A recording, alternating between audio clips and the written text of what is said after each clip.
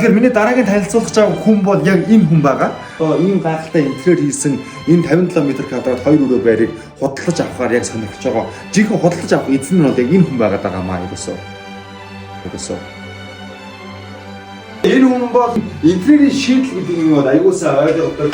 Одоо ийм бол минимал байрыг тэр ийм бол шилэн хаантай тэр ор энэ бүх тавилга хавтан энэ бүх зүйлийн чанарыг мэдж байгаа ганц хүн бол одоо энэ хүн байгаа. Энэ байранд яаж засвар хийгээд ямар гоё явсныг ирээд үзээд мэдрээд худалдаж авах хүн бол яг энэ хүн байгаа шүү байна. Жижиг метр квадратыг яаж маш ухаалгаар ашигласан бэ гэдгийг энэ хүн л мэдж байгаа. За жишээлх юм бол одоо ариун цэврийн өрөөг ингээд шкафанда хийгээд өгсөн.